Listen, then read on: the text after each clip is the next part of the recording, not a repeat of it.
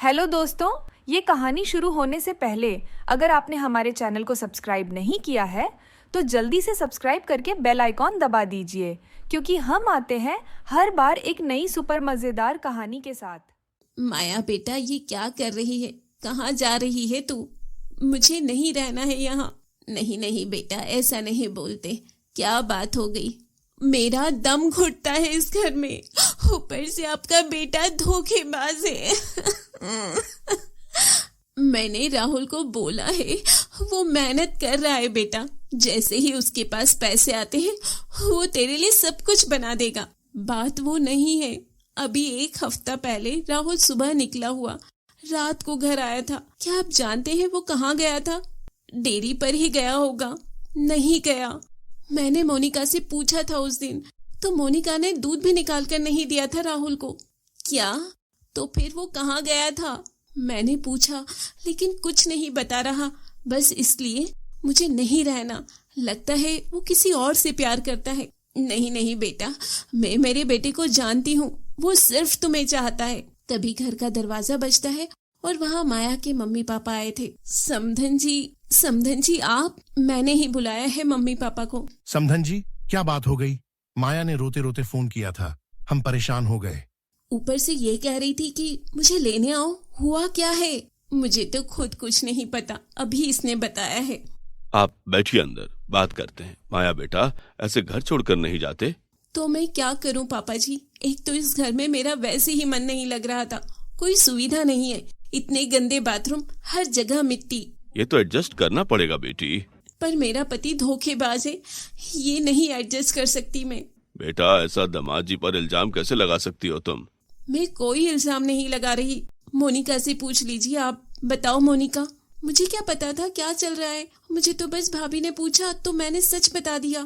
अभी 1 हफ्ते पहले राहुल सुबह 6 बजे घर से निकला था और रात को 11 बजे घर आया है। जब मैंने पूछा कहाँ गया तो बोला डेयरी पर था। बोलो ना मोनिका। हाँ, लेकिन भैया ने उस दिन दूध लेने से मना किया था। ये सब क्या है समधन जी? और दामाद जी कहाँ हैं? बस इसी बात पर हमारा झगड़ा हो गया था। मुझे अब यहाँ नहीं रहना है। एक बार राहुल से बात तो कर लें। आप मुझे लेने आए हैं या उनसे बात करने आए हैं? अगर आपको नहीं ले जाना तो सीधा बोल दो, मैं खुद भी जा सकती हूँ। बेटा, इतनी जल्दबाजी नहीं करते। तुम्हारी अब शादी हो चुकी है। अगर राहुल सुबह चला भी गया तो क्या मालूम कहाँ गया वो। फिर बता क्यों नहीं रहा कि कहाँ गया है? ऐसा क्या राज है? शांत रह माया, आज राहुल आएगा तो मैं उससे तेरे सामने बात करूंगी। मैं आप सबके सामने हाथ जोड़ती हूँ, मुझे एक बार यहाँ से जाने दीजिए। मेरा दिमाग ठीक नहीं है, कहीं मैं कुछ गलत ना कर दूं। नहीं नहीं बेटा, ऐसा मत बोल। अगर मेरा मन खराब है तो तू एक बार रह ले मम्मी बाबा के पास, फिर राहुल तुझे खुद लेने आएगा। ठीक है समधी जी, एक बार हम इसे ले जाते हैं। हाँ, थोड़ा इनका भी मन ठीक हो जाएगा। तो आखिरकार माया अपने माँ बाप के साथ वापस अपने मायके आ जाती है। वहीं जब रात को राहुल घर आता है तो उसे बहुत बुरा लगता है। बेटा, कहाँ गया था उस दिन सुबह और बता क्यों नहीं रहा? माँ बाबूजी, बता दूंगा एक बार। मुझे अकेले में खुद के साथ वक्त बिताना है। प्लीज मुझे परेशान मत करो।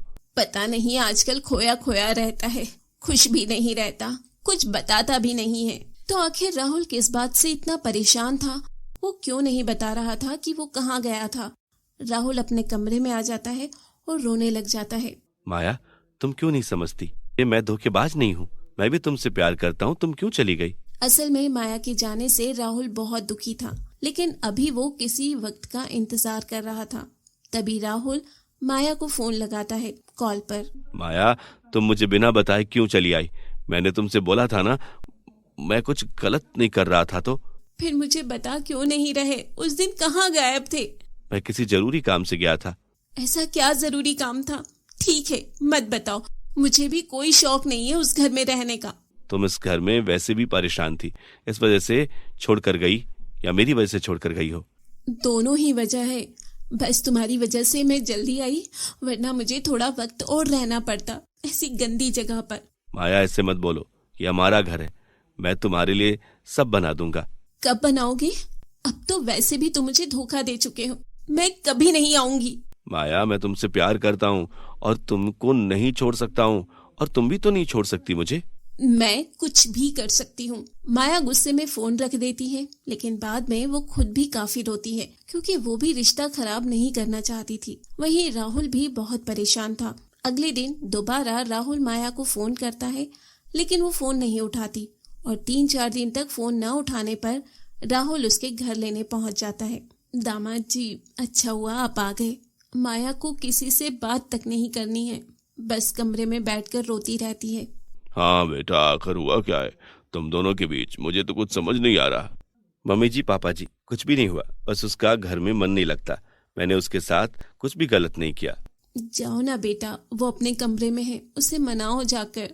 हाँ हाँ, मैं उसे लेने ही आया हूँ मम्मी जी। तो राहुल उसके कमरे में जाता है, लेकिन माया दरवाजा नहीं खोलती। चले जाओ राहुल, मुझे तुमसे कोई बात नहीं करनी। माया, मैं तुम्हें लेने आया हूँ, अपने घर चलो। मुझे नहीं रहना उस घर में और ना ही तुम्हारे साथ रहना। चले जाओ वरना अच्छा नहीं होगा। नहीं नहीं, मैं तुम्हें लिए बिना नहीं जाऊंगा। राहुल बार बार उससे रिक्वेस्ट करता है, लेकिन माया दरवाजा नहीं खोलती और उसे धमकी देती है। आखिरकार हार मानकर राहुल वहाँ से वापस घर आ जाता है। बेटा क्या हुआ, बहू को लेकर नहीं आया? वो आ ही नहीं रही है माँ, मैं क्या करूँ? आ जाएगी। बेटा, उसे थोड़ा वक्त दो, कोई परेशानी वाली बात नहीं है। भाभी बिना तो घर भी सूना सूना लगता है। चिंता मत करो मोनिका, मैं उसे जरूर ले आऊंगा, बस कुछ वक्त की बात है। जैसे वो चाहेगी वैसा ही होगा। कैसे होगा बेटा? मैं तो कहती हूँ कहीं से थोड़े बहुत पैसों का इंतजाम करके उसके हिसाब से थोड़ी व्यवस्था कर दे। देखता हूँ। तभी राहुल के पास एक कॉल आता है और बात करने के बाद वो बहुत खुश हो जाता है। अरे क्या हुआ बेटा, बहू का फोन था क्या? नहीं माँ, तो किसका फोन था? तो इतना खुश कैसे है? बाद में बताऊंगा। और आज मैं डेयरी वाला काम बंद कर रहा हूँ, उस गाय को भी बेच देता हूँ। अरे डेयरी बंद कर देगा तो काम क्या करेगा? बस मुझे काम मिला है, मैं बाद में बताता हूँ, बाकी जरूरी काम निपटा लूं पहले। राहुल गाय को बेच देता है और अपनी डेयरी का सामान भी बेचकर डेयरी बंद कर देता है। वहीं उसके घर वाले भी हैरान थे कि आखिर राहुल क्या काम कर रहा था। कुछ दिनों में राहुल काम पर जाने लगा था। वो सुबह जाता और रात को आता। बेटा तू क्या काम करता है?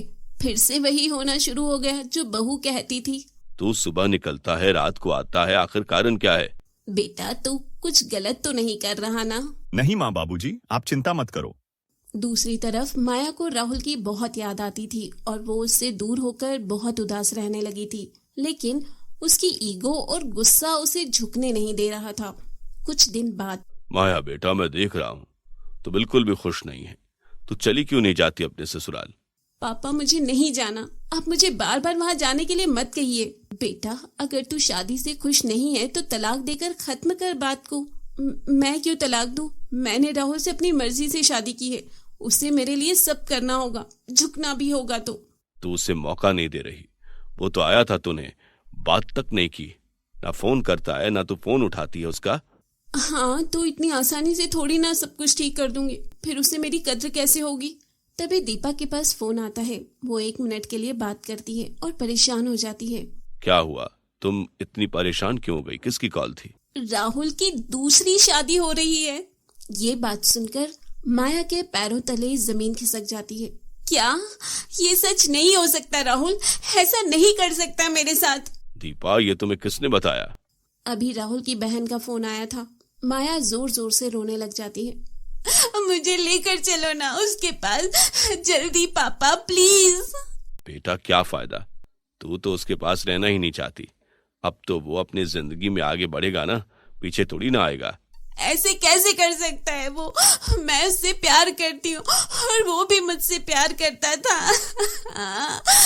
बेटा छोड़ ना, तेरा तो वैसे भी ससुराल में मन नहीं लगता। हम तेरे लिए कोई अमीर घर का लड़का देख देंगे, बड़े से घर में करेंगे तेरी शादी। नहीं, मैं वहाँ रह लूंगी। अब तो वहाँ मेरा मन लगने भी लगा था, बस मैंने ही बात बढ़ा दी थी। तू तो कहती थी राहुल धोखेबाज है। नहीं, उसने धोखा नहीं दिया, बस वो मुझे बता नहीं रहा था कि वो क्या काम कर रहा है। मुझे लेकर चलो पापा प्लीज, जल्दी से। माया उनसे रिक्वेस्ट करती है। फिर राजेश और दीपा उसे लेकर राहुल के घर जाते हैं और माया वहां पहुंचकर सब कुछ देखकर हैरान रह जाती है। और सामने राहुल का पूरा परिवार था, पर राहुल नहीं था। तुम्हारा ही इंतजार था माया, आओ। ये सब क्या है? दूसरी बहू के लिए घर का हुलिया बदल दिया, घर सजा रखा है। माया भाभी अंदर तो आओ, देखो तो घर। राहुल कहाँ है? वो शादी कर रहा है ना?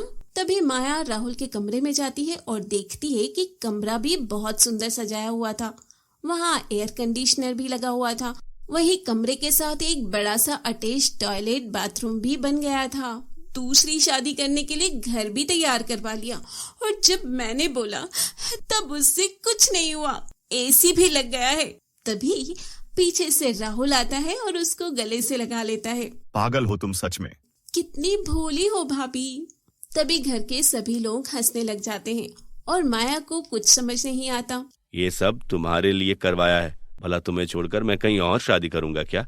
हाँ बेटी। ये बात सुनकर माया रोने लगती है। ये सब क्या हो रहा है? सबकी मिली भगत है। मम्मी पापा आपने भी कुछ नहीं बताया। पर ये सब हुआ कैसे? उस दिन जब मैंने एक दिन के लिए सुबह से रात तक गया हुआ था, तब बिजली विभाग ऑफिसर का पेपर देने गया था। किस्मत से मैं पास हो गया। 2 साल से तैयारी कर रहा था। क्या तुम ऑफिसर बन गए? सच में? हाँ माया, इसी चीज का तो इंतजार था। और सैलरी आते ही मैंने कुछ पैसों का इंतजाम किया और तुम्हें इस घर को रहने लायक बना दिया। बाकी धीरे धीरे और अच्छा बनवा दूंगा।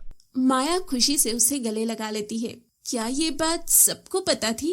हाँ बेटा, पास होने के बाद इसने सबको बता दिया था, तुम्हारे मम्मी पापा को भी, लेकिन किसी ने तुम्हें नहीं बताया। हम तुम्हें सरप्राइज देना चाहते थे। अब कभी मत जाना मुझे छोड़कर। मैं तो गुस्से में गई थी, छोड़ा थोड़ी ना था। मुझे माफ कर दो। तभी माया सभी से माफी मांगती है और खुशी खुशी अपने ससुराल में रहने लगती है। सभी बहुत खुश थे कि माया ससुराल में वापस आ गई थी। राहुल भी जानता था कि माया की कोई गलती नहीं थी, क्योंकि वो शहर के माहौल से आई थी और ये बात राहुल के घर वाले भी समझते थे। इसीलिए राहुल ने कड़ी मेहनत कर उस जगह को माया के लायक बनाया। और हर कहानी की तरह इस कहानी का भी अंत। आपने हमारे चैनल को सब्सक्राइब नहीं किया है तो जल्दी से सब्सक्राइब कर लीजिए। इस वीडियो को लाइक, शेयर, कमेंट करना ना भूलें। फिर मिलेंगे अगले एपिसोड के साथ।